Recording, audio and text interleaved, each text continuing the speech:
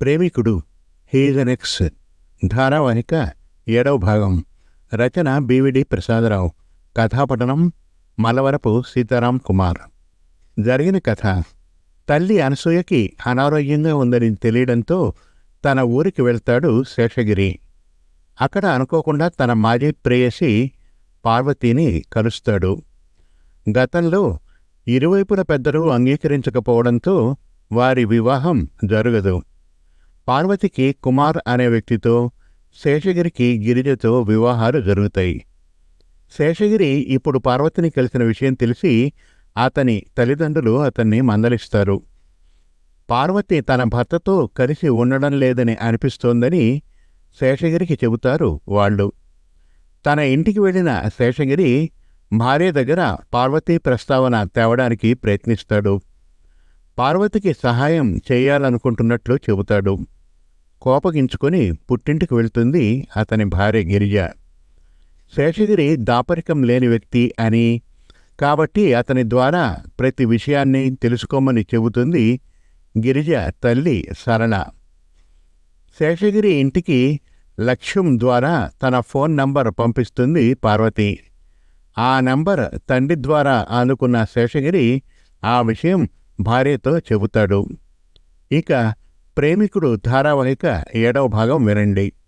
సాయంకాలం ఇంటి ముందు కల్లాపు జల్లుతున్న పార్వతికి ఇంటిలోంచి వచ్చిన లక్ష్యం ఆగుపించాడు. అయ్యా, ఫోన్ నంబర్ అందించావా అడిగింది పార్వతి. ఇచ్చానమ్మీ చెప్పాడు లక్ష్యం. ఆ వెంబడే దొబ్బులు పడ్డాను చెప్పాడు. ఏమైందయ్యా? పార్వతి బెంబేలు పడుతోంది.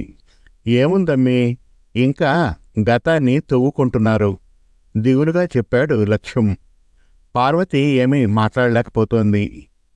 నీ అయ్య పోయాక నీ మేనత్త వచ్చి మీ అమ్మ కింద ఉండేదిగా, నువ్వొచ్చి దాన్ని పంపేశావు, కానీ ఉంచుకోవాల్సిందమ్మీ. ఆవిడకు తిండి ఉండేది, నీకు తోడయ్యేది చొరవగా అన్నాడు లక్ష్యం. నేనేమీ పంపేయలేదయ్యా, చుట్టపు చూపుకని పోయి తిరిగి వస్తానని తనే పోయింది, ఇంకా రాలేదు. ఫోన్ చేస్తూనే ఉన్నానయ్యా, ప్రతిమారు ఏదో ఒంట్లో నలతంటూ రాకుంటుంది చెప్పింది గిరిజ. మీ ఇంట ముప్పోట్ల తిండి కాదనుకొని ఆడా ఈడా దేవులాట్లు ఆవిడకెందుకో అనేశాడు లక్ష్యం. గిరిజ ఏమీ అనలేదు. సర్లే అమ్మీ, పని చూసుకో. లక్ష్యం అక్కడి నుండి కదిలిపోయాడు. గిరిజ తన చేతిలోని పనిని తిరిగి చేపట్టింది. రాత్రి రాగిణి గదిలో నిద్రపోతోంది. శేషగిరి, గిరిజ హాల్లో సోఫాలో కూర్చొని ఉన్నారు.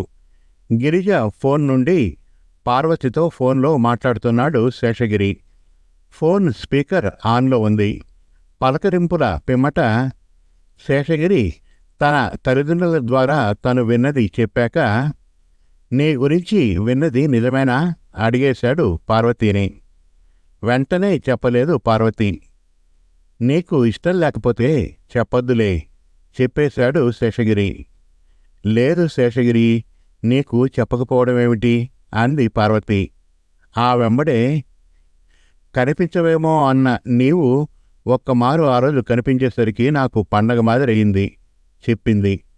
శేషగిరి ఏమీ అనలేదు. గిరిజ ఓ శ్రోతలా ఉంది.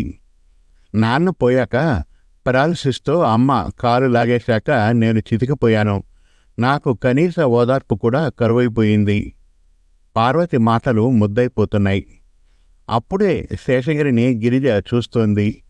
శేషగిరి నిదానంగానే అగుపించాడు.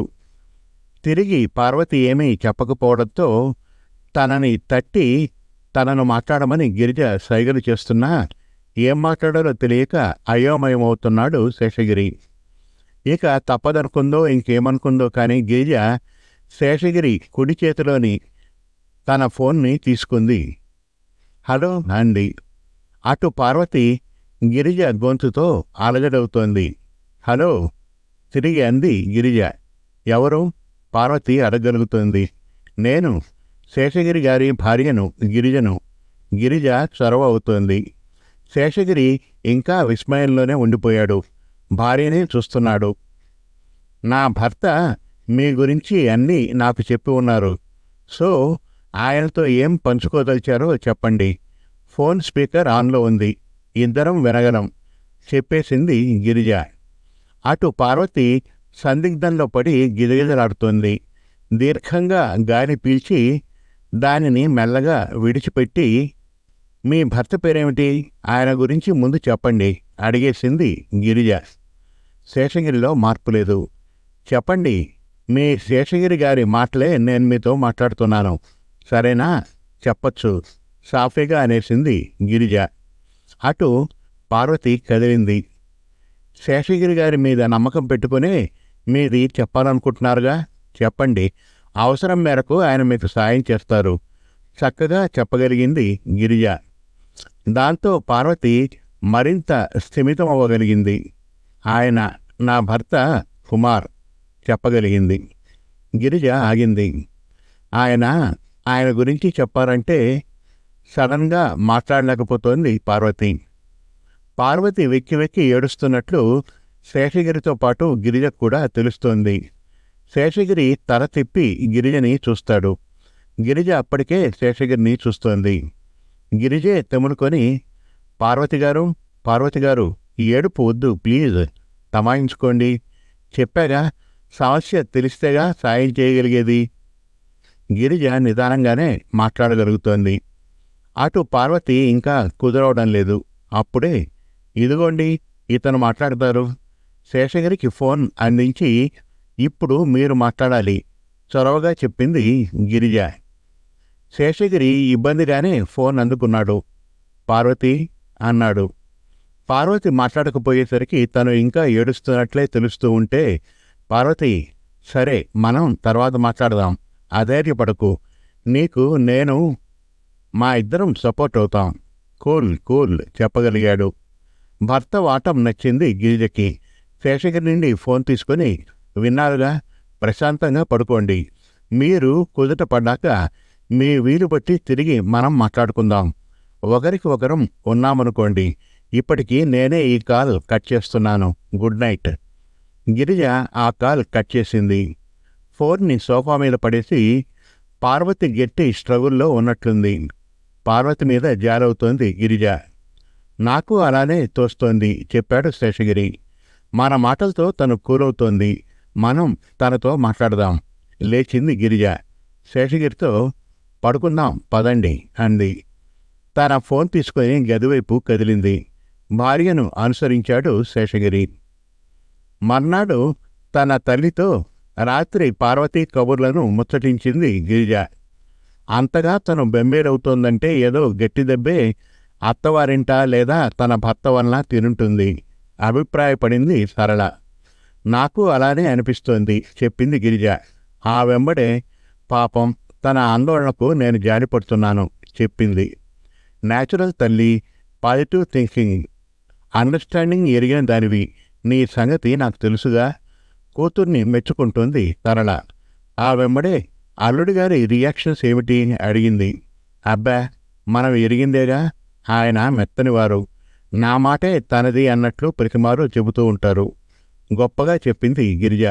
ఆ వెంబడే, అలా అని ఎస్కేపింగ్ మనిషి మాత్రం కాదు చెప్పింది. అంతే మంచిగా పోతే మంచిగా ఎదురవుతుంది అనేసి, సర్లే మీ డాడీ లంచ్కి వస్తారు, వంట చేయాలి అంది సరళ. నేను కూడా చెప్పింది గిరిజ. ఆ తల్లి కూతుర్ల ఫోన్ల సంభాషణ ముగిసింది. లంచ్ చేస్తూ, నాన్న ఫోన్ చేశాడు, వస్తున్న మంగళవారం ఊరిలో గ్రామదేవత పండుగ చేస్తున్నారట, మనల్ని రమ్మన్నాడు చెప్పాడు శేషగిరి.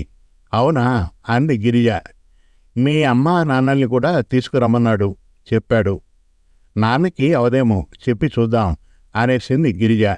ఆ ఇద్దరి లంచ్, రాగిణి బొమ్మలతో ఆట కొనసాగుతున్నాయి. రాత్రి రాగిణి నిద్రపోయింది. అప్పటికి పార్వతి నుండి ఫోన్ కాల్ రాకపోయేసరికి గిరిజ చెప్పగా శేషగిరే పార్వతికి ఫోన్ చేశాడు. అటు హలో అంది పార్వతి. స్పీకర్ ఆన్ చేసి, ఎలా ఉన్నావు అడిగాడు శేషగిరి. నీ భార్య పక్కన ఉందా మెల్లగా మాట్లాడుతోంది పార్వతి. ఆ వెంబడే, తను ఉండగా నా కబుర్లు నీతో చెప్పడం నాకు కష్టమవుతోంది చెప్పింది. అబ్బా, అలా అనుకోకు, తను మంచిది, తను మంచిగా యోచన చేయగలదు, తను మంచిని కోరుకునే మనిషి, నిలకడగా చెప్పాడు శేషగిరి. ఆ వెంబడే, నా భార్య నుండి నేనేమీ దాచలేను, తనను మభ్యపరచలేను. సో నాతో మాట్లాడేలానే తనతో కూడా మాట్లాడొచ్చు చెప్పాడు. ఇంకా ఉంది ప్రేమికుడు ధారావాహిక 8వ భాగం త్వరలో. మరిన్ని చక్కటి కథల కోసం, కవితల కోసం, వెబ్ సిరీస్ కోసం మనతెలుగుకథలు.com విజిట్ చేయండి. Thank you.